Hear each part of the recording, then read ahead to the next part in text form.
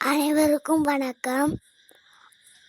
Online நஸ்தோ Trichy TV, எளிமை யதார்த்தம் கலந்த ஜோதிடம். அனைவருக்கும் வணக்கம். நான் உங்கள் ஜோதிடர் ரவிச்சந்திரன், திருச்சி மேட்டுப்பாளையத்திலிருந்து. ராகுகேது பயிற்சிகளை இப்பொழுது நம்ம தொடர்ச்சியை வீடியோவில் பார்த்துட்ருக்குறோம். ஏற்கனவே பாகம் 1 ரிஷபம், கன்னி, மகரம் 3 ராசிகளையும் பார்த்துருக்கோம். பாகம் 2 பார்த்திங்கன்னா மிதுனம், துலாம், கும்பம் அதையும் நம்ம பார்த்துருக்கோம். இப்போ இன்னைக்கு பார்த்திங்கன்னா பாகம் 3 பார்க்கலாம். பாகம் 3ல் மேசம், சிம்மம், தனுசு இந்த 3 ராசிகளுக்கு ராகுகேது பயிற்சி எப்படி இருக்குன்னு சொல்லி பார்க்கலாம். சரி, முதல்ல இந்த ராகுகேது பயிற்சி 18/5/2025 இரவு 7:35 கன்னி ராசியிலிருந்து சிம்ம ராசிக்கு கேது பகவானும், மீன ராசியிலிருந்து கும்ப ராசிக்கு ராகு பகவானும் பயிற்சி அடைகிறார். இது நம்ம எல்லாருக்குமே தெரிஞ்ச ஒரு விஷயம்தான். சரிங்களா? இந்த வருஷம் நல்ல மழை இருக்கும், நல்ல பொருளாதார முன்னேற்றம் இருக்கும், அரசியலில் பார்த்திங்கன்னா நிறைய மாற்றங்கள் நடக்கும், அரசு சார்ந்த விஷயங்களில் ஒரு சர்ச்சையெல்லாம் ஏற்படும் அப்படிங்கிற ஒரு சில பொதுவான விஷயங்கள் பாகம் 1 போடப்பட்டிருக்கு. நீங்கள் அதில் போய் பார்த்துட்டிங்கன்னா உங்களுக்கு அந்த விஷயங்கள் எல்லாமே புரியும். சரிங்களா? இப்போ வாங்க நம்ம இந்த 3 ராசிகளுக்கு பார்ப்போம். ஃபஸ்ட்டு நம்ம பார்க்கக்கூடிய ராசி மேச ராசி. மேச ராசி ஓகேங்களா, எதுலேயுமே சுறுசுறுப்பாக இயங்கக்கூடிய இந்த மேச ராசிக்காரங்க இது வரைக்கும் 6ஆம் இடத்தில் இருந்த, நம்மளுடைய வீடியோவில் சொன்ன மாதிரி எல்லாரும் ராகுவை பார்த்துட்டு கேதுவை பார்ப்போம். நம்ம முதல்ல கேதுவை பார்த்துட்டு அப்புறம் ராகுவை பார்ப்போம். 6ல் இருந்த கேது பகவான் கன்னியில் 6ஆம் இடத்துல இருந்தவர் இப்போ 5ஆம் இடத்துக்கு வரார்.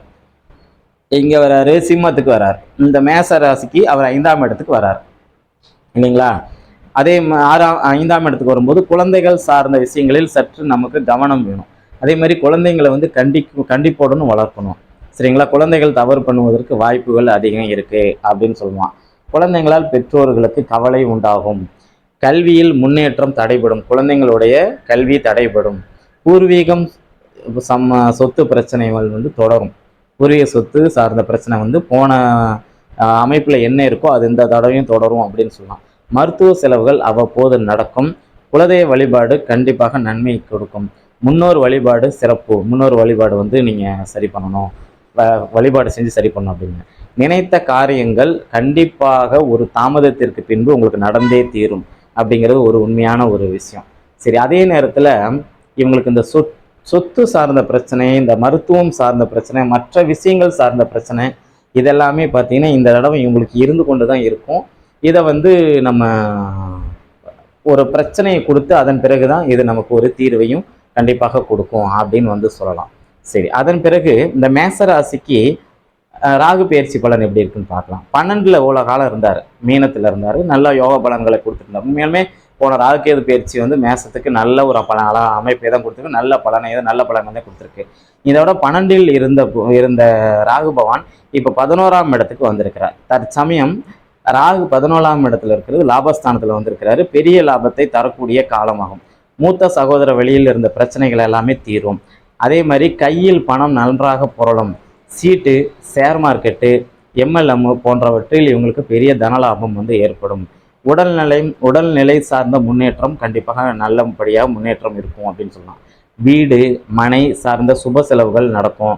கல்வியில் முன்னேற்றம் உண்டு. பத்திரப்பதிவில் இருந்த பிரச்சனை தீரும் அப்படின்னு சொல்லலாம். தாய் மாமன் வழி உறவில் இருந்த கசப்புகள் எல்லாமே நீங்கி ஒரு சுமூகமான ஒரு உறவு தீரும். அதே மாதிரி கும்பாபிஷேகம், ஆலய கோபுர தரிசனம், வழிபாடு இதெல்லாம் மிகுந்த உங்களுக்கு நன்மையை தரும். யாருக்குங்க சார்? இந்த மேசராசிக்கு இந்த ராகு பெயர்ச்சி பலன் அப்படின்னு சொல்லலாம். இவங்க பார்த்தீங்கன்னா இவங்க ஸ்பெசிஃபிக்காக போக வேண்டிய கோயில்னு இல்லை சார், எங்கே பக்கத்தில் கும்பாபிஷேகம் நடந்தாலும் அங்கே போயிட்டு வர்றது இவங்களுக்கு நல்லது. என்னதான் இருந்தாலும் மேசராசிக்கு அவர் பார்த்தீங்கன்னா 11ஆம் இடத்துல பாதகஸ்தானத்தில் இருப்பதனால தான் இந்த ஒரு சின்ன ஒரு பரிகாரம் சொல்லியிருக்கோம். கும்பாபிஷேகத்துக்கு போகிறதும் எந்த கோயிலாக இருந்தாலும் சரி அந்த ஆலயத்தில் இருக்கக்கூடிய கோபுர தரிசனங்களை பார்ப்பது மிகப்பெரிய ஒரு நன்மையை தரும் அப்படின்னு சொல்லலாம். சரி, அதன் பிறகு பார்த்தீங்கன்னா நம்மளுடைய அடுத்த ராசி சிம்ம ராசி. ஏன்னா ஏற்கனவே மேசம், சிம்ம, தனுசு இதை 3 தான் இப்போ பார்க்க போகிறோம். இப்போ சிம்ம ராசியை பார்க்குறோம். சிம்மத் ராசிக்கு இது வரைக்கும் 2ஆம் இடத்துல இருக்கக்கூடிய கேது பகவான் தற்சமயம் ஜென்மத்துக்கு வரார், அதாவது 1ஆம் இடத்துக்கு வரார். ரொம்ப கவனம் தேவை சார் சிம்ம ராசிக்காரங்களுக்கு. தகப்பன் உடல் நலத்தில் அக்கறை தேவை, கொஞ்சம் கவனமோடு இருக்கணும். அப்பாவுக்கும் எதுவும் நடக்கலாம் அப்படின்னு சொல்லலாம். சரி, அதே நேரத்தில் பார்த்தீங்கன்னா பூர்வீக இடம் சார்ந்த விஷயத்தில் பேச்சுவார்த்தை நடத்துவாங்க. அந்த பூர்வீக இடம் சார்ந்த விஷயத்தில் மற்றும் எந்த பேச்சுவார்த்தை இருந்தாலும் சரி அந்த பேச்சுவார்த்தை நடத்தும் போது கொஞ்சம் கவனத்தோடு பேசுங்க. தேவையில்லாத ஏதாவது வார்த்தையை விட்டீங்கன்னா உங்கள் ராசிக்காரங்களுக்கு கண்டிப்பாக நீங்கள் பிரச்சனை ஃபேஸ் பண்ணி தான் ஆகணும் இந்த ராகு கேது பயிற்சியால் அப்படின்னு சொல்லலாம். சரி, அதுக்கப்புறம் பார்த்தீங்கன்னா உங்களுடைய உடல் நலத்தில் வந்து கண்டிப்பாக ஒரு அக்கறை தேவை அப்படின்னு சொல்லலாம். சரி, அதன் பிறகு பார்த்தீங்கன்னா தடுமாற்றம், மனக்கலக்கம் இதெல்லாம் உங்களுடைய இந்த சிம்ம ராசிக்காரங்களுக்கு வரக்கூடிய கேது பயிற்சியால் கண்டிப்பாக வரும் அப்படின்னு சொல்லலாம். அதுக்கடுத்தது முதல்ல யார்கிட்டையும் அதிகாரத்தோட தாங்குற கர்வம், நம்ம தான் உலகத்தில் பெரியவங்க, நமக்கு கீழே தான் இல்லைங்கிற அந்த நினப்பு எப்போ இருக்கோ அந்த நினப்பு இருக்கிற வரைக்கும் உங்களுக்கு இந்த ராகு கேது பயிற்சியில் வெற்றியை கேது பகவான் தரமாட்டார் அப்படின்னு சொல்லலாம். அதே மாதிரி நம்ம அந்த அதிகாரம் இல்லாமல் எல்லாரோடையும் அனுசரித்து ஒரு யதார்த்தமாக எளிமையாக இருக்கும்போது உங்களுக்கு கண்டிப்பாக இங்கே இருக்கக்கூடிய கேது நன்மையை தரும். உறவுகளிடம் கோபம் கொள்ளாமல் இருக்கணும், பொறுமையை வந்து ரொம்ப கடைபிடிக்கணும் அப்படின்னு சொல்லலாம். பொறுமையை கடைபிடிக்கும்போது உங்களுக்கு வந்து நன்மையை தரும்.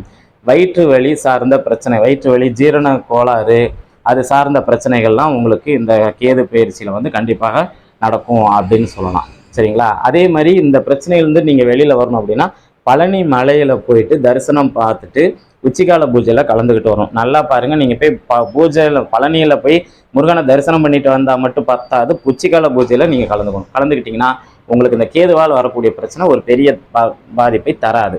அதுக்கப்புறம் பார்த்தீங்கன்னா இந்த சிம்ம ராசிக்கு ராகு, இது வரைக்கும் ராகு பயிற்சி பலன் பார்க்கணும்ல. 8ஆம் இடத்துல இருந்த ராகு தற்சமயம் 7ஆம் இடத்துக்கு வரார்.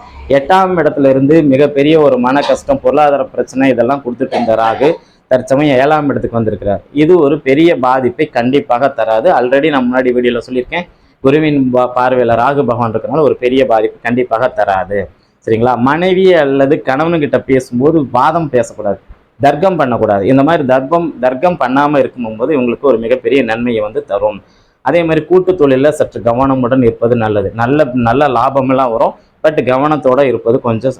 ஏன்னா இன்னும் ஒரு 45 அதாவது நீங்கள் அந்த ராகுகேது பயிற்சியான கொஞ்ச நாள்லேயே இப்போவே பார்த்தீங்கன்னா செவ்வாய் ராகுவுடைய தொடர்பு வரும். அப்போ அந்த செவ்வாய் ராகு தொடர்பு வரும்போது அங்கே ஒரு பாதிப்பு இருக்க தானே செய்யும்.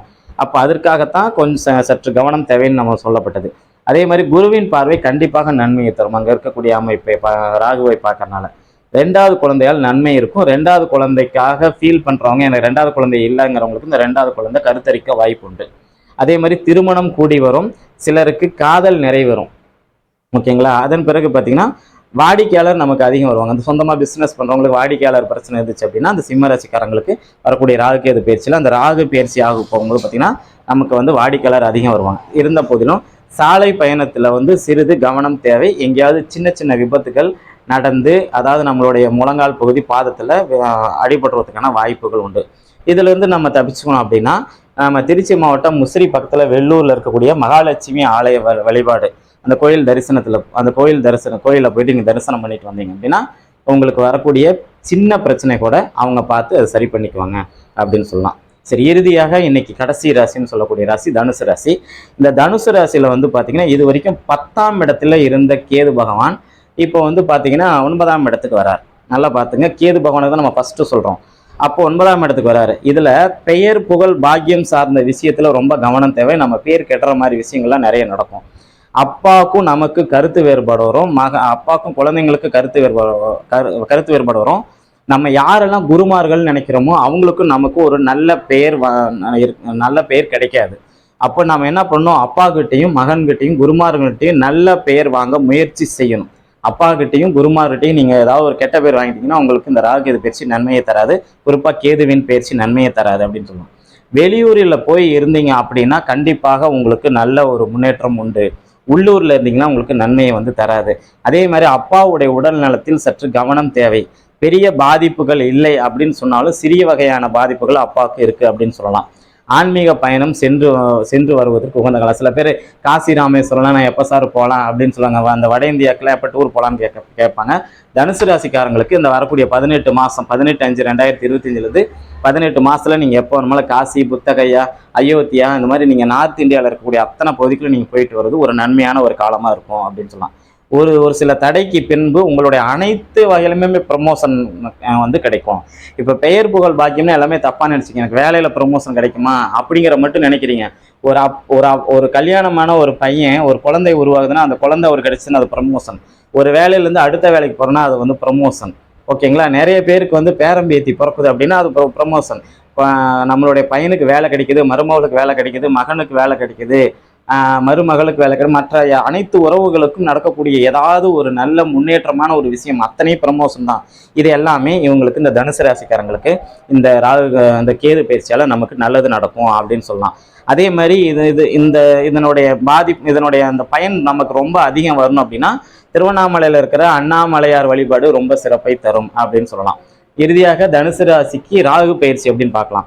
இத்தனை காலம் தனுசு ராசிக்கு 4ல் இருந்த ராகு தற்போது 3க்கு வராரு. இது நல்ல ஒரு முன்னேற்றத்தை கொடுக்கக்கூடிய ஒரு அமைப்பு. சகோதர வகையை அனுகூலம் உண்டு. மீடியா துறையில் மிகப்பெரிய நன்மை ஆதாயம் உண்டு. உடல் நலத்தில் கண்டிப்பாக முன்னேற்றம் உண்டு. பதவி உங்களுக்கு வரும். போட்டி தேர்வில் எந்த டிஎன்பிஎஸ்சி, யூபிஎஸ்சி, ரயில்வே எக்ஸாம் இதிலெல்லாம் நான் பாஸ் பண்ணிடுவேன்னு கேட்குற தனுசு ராசிக்காரங்களுக்கு கண்டிப்பாக நீங்கள் எக்ஸாம் எழுதுங்க, கண்டிப்பாக நீங்கள் போஸ்டிங் வாங்குறது உறுதி அப்படின்னு சொல்லலாம். அதே மாதிரி குழந்தை பேரும் கிடைக்கும் அப்படின்னு சொல்லுவாங்க. நகை செய்கிறது அல்லது தங்கம் வாங்குறது இதெல்லாம் உங்களுக்கு நன்மையை தரும். சரிங்களா? இந்த தங்கம் சில பேர் காயின் வாங்கி வச்சுருப்பாங்க. இந்த காலகட்டத்தில் வாங்கினா உங்களுக்கு நன்மையை தரும் அப்படின்னு சொல்லுவாங்க. சொத்து வாங்கலாம் சார். சொத்து வாங்கக்கூடிய ஒரு அமைப்பு, வீடு கட்டக்கூடிய ஒரு அமைப்பு, வீடு மனை வாகனம் சார்ந்த யோகம் கண்டிப்பாக இருக்கும். வாகனம் இல்லாதவங்களுக்கு வாகனம் இருக்கும். அல்லது பழைய வாகனத்தை போட்டுட்டு புது வாகனம் வாங்குறவங்களுக்கு இது ஒரு நல்ல அருமையான ஒரு காலம் அப்படின்னு சொல்லலாம். சரிங்களா? இந்த ராகு உங்களுக்கு இன்னும் அதிக நன்மை தரணும் அப்படின்னா நம்மளுடைய டெல்டா பகுதியில் இருக்கக்கூடிய திருநாகேஸ்வரம் இங்கே நீங்கள் போயிட்டு வந்தீங்கன்னா உங்களுக்கு கூடுதல் நன்மையை தருவார். அதே மாதிரி கன்னியாகுமரி மாவட்டத்தில் உள்ள நாகர்கோயிலுக்கு சென்று அங்கே இருக்கக்கூடிய நாகநாதர் சுவாமி கோயிலை வழிபட்டு வந்தீங்கன்னா உங்களுக்கு மிகப்பெரிய ஒரு நல்ல நன்மையை தரும் சொல்லி இந்த வீடியோ பதிவில் ராகுகேது பயிற்சி பலன் இது பாகம் 3ல் நம்ம மேச ராசிக்கும் சிம்ம ராசிக்கும் தனுசு ராசிக்கும் பார்த்துருக்கோம். அடுத்த பதிவில் பார்த்தீங்கன்னா இறுதியான பதிவு பார்த்தீங்கன்னா கடைசி பகுதியில் பார்த்தீங்கன்னா வழக்கம் போல் எல்லாருமே மீனராசியை கடைசியாக போடுறாங்க அப்படிங்கிற அமைப்பில் நானும் மீனராசியை கடைசியாக தான் வச்சுருக்கேன்.